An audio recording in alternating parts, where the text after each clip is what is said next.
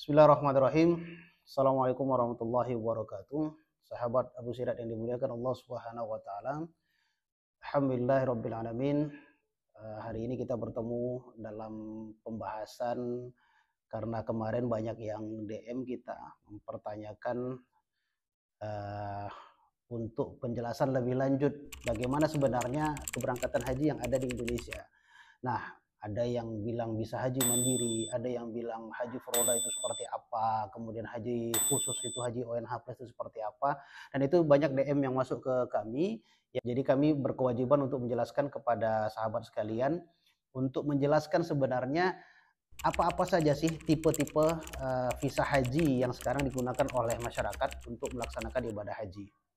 Nah, perlu saya sampaikan bahwasannya saat ini cukup banyak di media sosial terkait dengan informasi tentang haji mandiri atau haji backpackeran. Nah, yang tanpa antri, yang itu juga akan kami jelaskan, dan itu tentunya bikin resah masyarakat. Kenapa ternyata ada loh haji tanpa antri? Toh kenapa selama ini Kementerian Agama tidak membuat haji yang seperti itu? Gitu.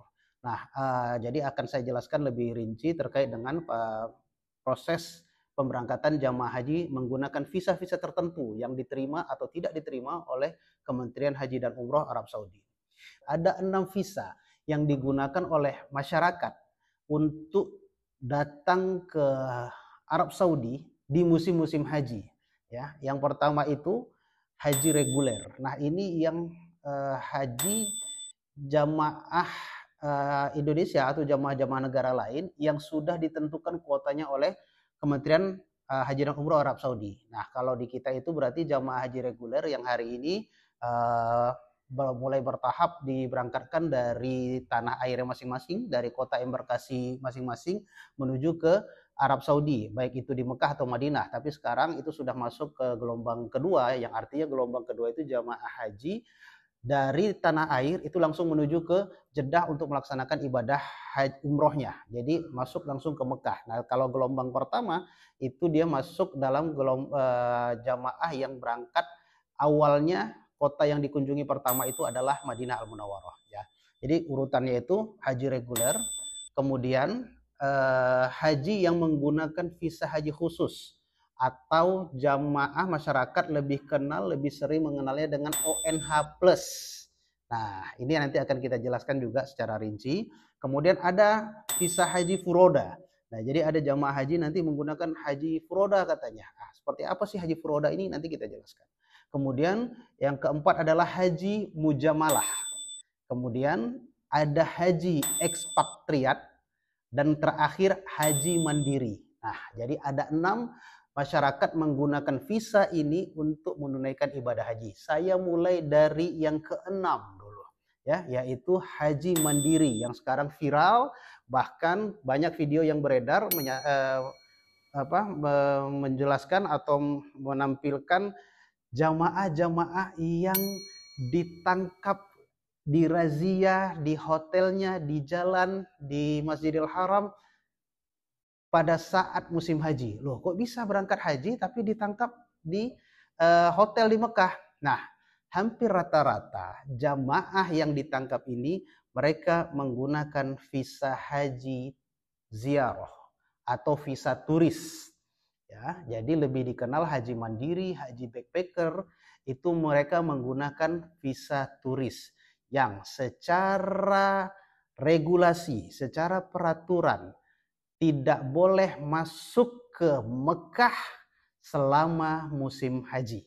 Nah, tapi mereka ini masuknya sudah masuk dari Ramadan, sudah datang ke Arab Saudi pada saat umroh di bulan Syawal, bahkan juga banyak yang masuk di musim-musim haji di bulan Zulqa'dah melalui bandara-bandara yang cukup aman tanpa pemeriksaan lebih ketat. Nah, jadi mereka menggunakan visa turis, dan umumnya jamaah yang menggunakan visa turis ini landingnya, pesawatnya tidak langsung menuju ke Jeddah atau Madinah, tapi mereka landing melalui bandar udara Riyadh, di Riyadh. Nah, kenapa harus di Riyadh? Karena memang ada peraturan dari Kementerian Haji dan Umroh Arab Saudi bahwa jamaah yang boleh landing di Bandar Udara King Abdul Aziz di Jeddah dan Prince Muhammad di Madinah itu hanya jamaah pemegang visa haji. Jadi kalau jamaah yang menggunakan visa selain visa haji, maka mereka tidak diizinkan turun di bandara ini atau langsung ditolak keberangkatannya pada saat check-in di kota keberangkatan, apakah dari Jakarta atau dari Kuala Lumpur atau dari kota-kota lain, itu langsung ditolak karena tidak menggunakan visa haji yang landing di Jeddah atau Madinah. Jadi mereka itu landingnya di Riyadh. Nah, karena secara regulasi haji turis, haji menggunakan visa turis ini dilarang di Arab Saudi pada saat musim haji, maka tahun ini pemerintah Arab Saudi melalui askarnya dan Wilayatul Hajj, yaitu pengawas jamaah umroh dan haji, sangat ketat untuk memeriksa jamaah yang menggunakan visa selain haji. Kenapa? Karena akan membuat jumlah jamaah baik itu di Mekah, di Madinah, dan khususnya nanti di Arafah akan terjadi pembengkakan jumlah jamaah. Yang dikhawatirkan nanti akan terjadi chaos atau penuh di Arafah sehingga menyulitkan jamaah yang dengan visa haji resmi untuk menunaikan ibadah wukuf dan ibadah haji di Musdalifah ataupun di Mina. Nah, jadi mereka petugas askar-askar ini membuat razia supaya jangan sampai terjadi chaos dan penuhnya Arafah. Nah, jadi sehingga kita lihat sekarang beredar banyak video yang didobrak di kamar apartemennya, kemudian ada yang ditangkap di jalan-jalan gitu, karena mereka rata-rata tidak menggunakan visa haji dan tidak ada atribut yang kalau di scan secara resmi itu tidak ada smart card haji, jadi tidak mengeluarkan, jadi visa turis ini tidak ada smart card hajinya.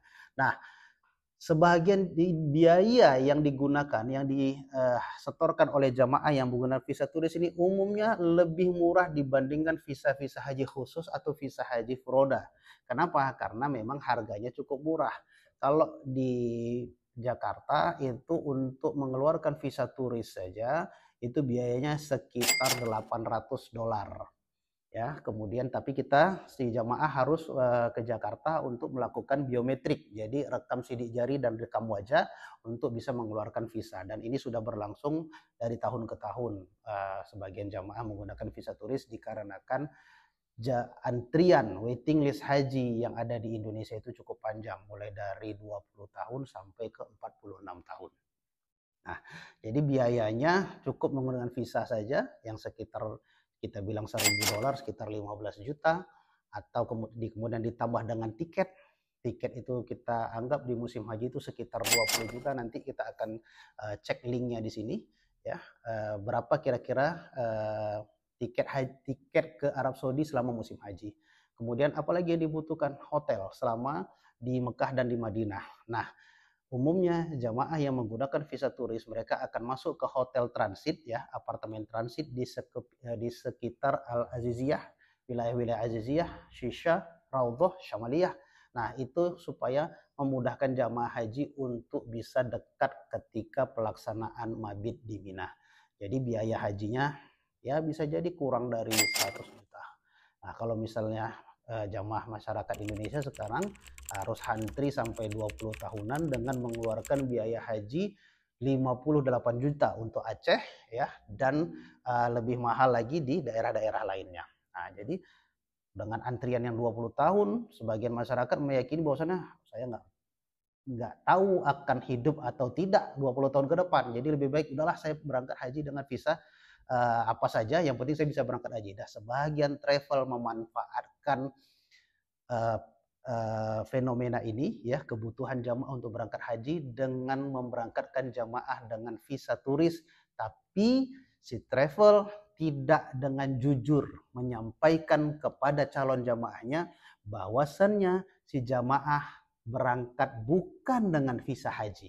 Nah, jadi Bapak Ibu yang ditawarkan oleh beberapa oknum travel berangkat haji tapi tidak dengan visa haji, mohon untuk ditegaskan kepada travelnya, saya berangkat dengan visa apa? Kalau visa haji, maka semuanya akan clear, aman insya Allah. Tapi menggunakan visa ziarah tentunya akan ada konsekuensi, apakah nanti ketidakamanan di Saudi, atau tidak dapatkan maktab nanti di Arafah dan di Mina, akan ada konsekuensi yang jelas. Dan itu dipastikan kalau memang Bapak Ibu sudah yakin berangkat dengan visa turis, siapkan mental dan fisiknya supaya supaya sanggup atau supaya siap menerima segala resiko yang akan terjadi, baik pada saat keberangkatan di bandara mungkin bisa jadi ditolak, atau nanti pada saat pelaksanaan wukuf di Arafah. Ingat, al-hajju Arafah, haji itu di Arafah.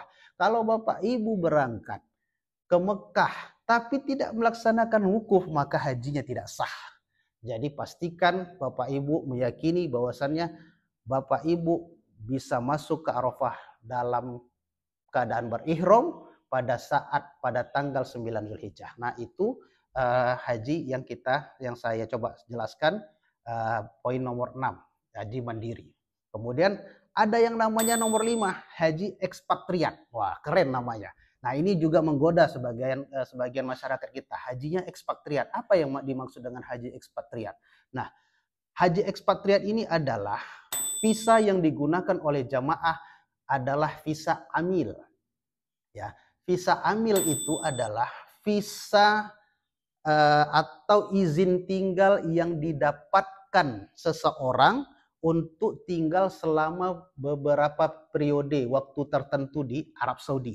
Apakah di Mekah atau di Madinah. Tapi umumnya yang dikejar adalah iqomah jamaah ekspatriat yang ada di Mekah. Artinya KTP yang diterbitkan oleh Arab Saudi untuk jamaah ini adalah KTP Mekah. Nah, jadi si penyelenggara memberikan penawaran kepada jamaah untuk dibuatkan KTP Mekah. Jadi sebagai mukimin atau penduduk sementara di Mekah. Nah, setelah nanti Bapak Ibu keluar iqomahnya, sudah mendapatkan iqomah persis seperti KTP, ada alamat tinggal di situ, bahwasanya Bapak Ibu tinggal di Mekah, maka si penyelenggara atau Bapak Ibu bisa mengajukan perizinan haji atau bisa mengajukan kuota untuk meminta tasrih haji, ya, mengajukan haji kepada Kementerian Arab Saudi melalui sebuah platform aplikasi yang dikhususkan untuk mukimin. Nah, jadi ada sebuah platform aplikasi yang boleh diakses oleh mukimin atau orang-orang yang punya KTP, punya izin tinggal di Arab Saudi untuk mengajukan haji. Nah, nanti setelah di-approve maka kita akan membayar masyair namanya, ya, berapa yang akan keluar di sistem, apakah 15.000 rial, apakah 20.000 rial, tergantung paket yang dipilih. Nah, setelah nanti dipilih paket ini, maka Bapak Ibu akan mendapatkan tasrih haji atau izin haji yang itu berbentuk kartu yang bisa diprint dan dicetak menjadi sebuah ID card. Nah, pertanyaannya, berapa kira-kira biaya untuk haji ekspatriat ini? Bisakah jamaah Indonesia, masyarakat Indonesia menggunakan visa amil haji ekspatriat ini untuk melaksanakan ibadah haji? Ya, jawabannya bisa. Ya, sebagian para penyelenggara membantu perizinan kepada para masyarakat, pada jamaah untuk mendapatkan iqomah, kemudian nanti membantu juga menguruskan visa atau tasrih hajinya. Berapa biaya yang dibutuhkan untuk melaksanakan haji ekspatriat? Kalau kita bilang mungkin biayanya untuk visa saja sekitar 6.000 atau 7.000 dolar, ya. Kemudian untuk tasrih haji dibutuhkan masyair sekitar 15.000 rial. Kemudian Bapak Ibu silakan ngecek harga tiketnya berapa, dan tentunya harus memilih hotel selama menunggu proses pelaksanaan Armusna, Arafah, Musdalifah dan Mina. Nah, itu untuk haji ekspatriat. Kemudian kita bicara haji mujamalah. Poin nomor berikutnya, haji mujamalah ini adalah kuota haji yang diberikan kepada satu negara tertentu yang diajukan oleh kedutaan. Jadi apakah kedutaan Arab Saudi di Indonesia, mereka punya kuota tertentu mengajukan visa haji mujamalah untuk orang-orang yang sudah lulus atau sudah punya list di Arab Saudi, di kedutaan sendiri. Nah, itu biasanya dimiliki oleh orang-orang yang terpercaya. Hati-hati, kalau ada yang menawarkan tapi tidak yakin kita dengan yang ditawarkan itu benar apa tidaknya, sebenarnya dia punya kuota mujamalah atau tidak, lebih baik di skip saja. Karena ini terlalu beresiko. Karena mujamalah itu, visa mujamalah itu hanya visa tertentu dan kuotanya sangat sedikit. Selanjutnya, visa haji furoda. Nah, ini yang kadang orang tidak paham. Apa sebenarnya perbedaan haji khusus, ONH plus dengan furoda? Furoda adalah kuota haji yang dikeluarkan oleh Arab Saudi kepada amir-amir kerajaan. Pejabat kerajaan, amir-amir kerajaan diberikan kuota haji untuk mengundang keluarganya atau sanak saudaranya di luar Arab Saudi untuk melaksanakan ibadah haji. Ada kuota khusus, tapi kuota khusus ini kemudian dimasukkan ke dalam sistem, ya, kemudian diberikan satu user akses untuk bisa kita masuk ke dalam sistem, menginput nama jamaah yang akan kita berangkatkan. Nah, jadi user ini akan dijual oleh muassasah ya di Arab Saudi. Muassasah itu seperti perusahaan yang mengelola jamaah haji dan umroh, gitu kan. Nah, muassasah biasanya memiliki user ini dan kemudian user ini dijual kepada syarikah, kepada perusahaan-perusahaan di Indonesia atau di negara lain. Dan kita sebut namanya user. Nah, user ini, satu user itu bisa terdiri dari 3 jamaah, 2 jamaah, 5 atau lebih, tergantung usernya berkapasitas berapa. Nah, setelah kita beli user ini kepada amir tertentu atau muassasah tertentu dengan harga kisaran mulai dari 6.000 sampai 12.000 dolar untuk satu user saja, satu user per orang.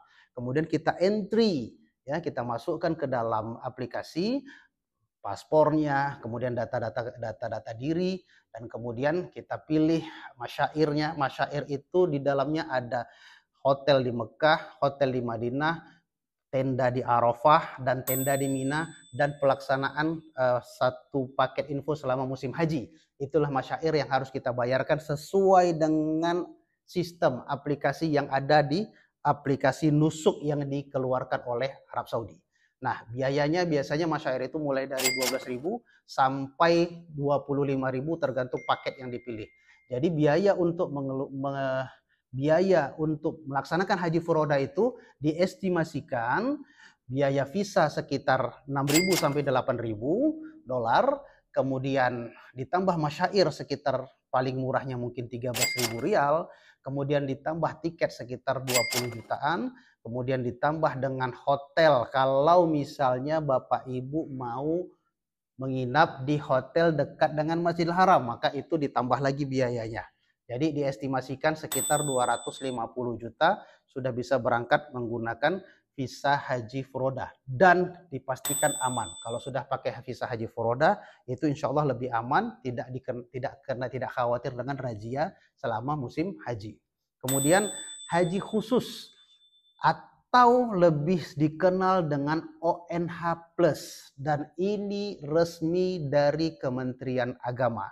Jadi haji reguler dengan haji khusus itu sama-sama menggunakan visa haji yang diambil dari kuota Kementerian Agama Republik Indonesia. Kalau tahun ini 2024 jamaah haji Indonesia dengan kuota 221.000 kuota hajinya, kemudian dapat penambahan 20.000 lagi kuota tambahan yang dikhususkan kepada 10.000 haji khusus dan 10.000 haji reguler. Jadi total kuota jamaah Indonesia tahun ini itu 241.000. Terdiri dari 213.320 jamaah haji reguler dan 27.680 jamaah haji khusus. Nah, jamaah haji khusus ini mendaftar kepada Biro Perjalanan yang memiliki izin PIHK, penyelenggara ibadah haji khusus. Ya, insya Allah Abu Sirat akan memiliki izin ini. Kemudian Bapak Ibu silakan mendaftar. Kemudian setelah mendaftar dengan nominal 4.000 untuk DP-nya dan administrasi nanti ada tambahan tergantung travelnya seperti apa. Bapak Ibu akan menerima BPIH namanya, bukti penyetoran ibadah haji, persis seperti haji reguler. BPIH didapatkan. Nah, kemudian dengan BPIH ini Bapak Ibu sudah mendapatkan nomor porsi haji. Dan untuk haji khusus umumnya akan menunggu sampai 5 sampai 7 tahun. Tergantung nanti berapa kuota tambahannya. Dan alhamdulillah jamaah Abu Sirat setahun ini setelah kita daftarkan haji khusus, kita mendapatkan fasilitas akselerasi namanya, fasilitas akselerasi yang baru daftar tahun ini, kemudian kita bisa akses untuk berangkat di tahun yang sama. Nah, alhamdulillah jadi visa yang digunakan visa haji lebih aman dan biayanya lebih terjangkau dibandingkan haji furoda. Biaya untuk haji ini, untuk haji khusus biasanya diestimasikan sekitar $12.000 ya, antri selama 5 tahun. Kalau mau diakselerasi ada penambahan biaya sekitar $7.000, 6.000 sampai $7.000. Jadi biaya sekitar 18.000 atau $19.000 untuk keberangkatan haji khusus akselerasi. Dan yang terakhir adalah haji reguler. Haji reguler ini adalah jamaah haji yang mendaftar melalui bank dan Kementerian Agama yang umumnya akan mengantri, ada masa antrian apakah 20 sampai 46 tahun. Untuk Aceh diestimasikan sekitar 32 tahun untuk waiting listnya. Dan yang paling tinggi adalah Sulawesi Selatan, itu di atas 40 tahun untuk Indonesia. Dan ini akan menggunakan kuota yang diberikan oleh Kementerian Haji dan Umroh Arab Saudi kepada pemerintah Republik Indonesia melalui Kementerian Agama. Nah, variasinya untuk haji reguler itu tergantung juga daerah. Biaya haji paling murah di Indonesia tentunya jamaah haji yang berasal dari Aceh. Dan kemudian dapat lagi uang saku dari wakaf Baitul Asyi tahun ini diestimasikan sekitar 7 juta rupiah. Mungkin itu yang bisa saya sampaikan terkait dengan variasi tipe-tipe jamaah haji yang menggunakan visa-visa tertentu. Kalau ada pertanyaan lebih lanjut, boleh DM kami di sini atau bisa kontak kami di Instagram atau melalui nomor handphone yang akan kami tuliskan berikut ini. Semoga bermanfaat atas informasi yang kami sampaikan. Hadanallahu wa iyyakum ajmain. Assalamualaikum warahmatullahi wabarakatuh.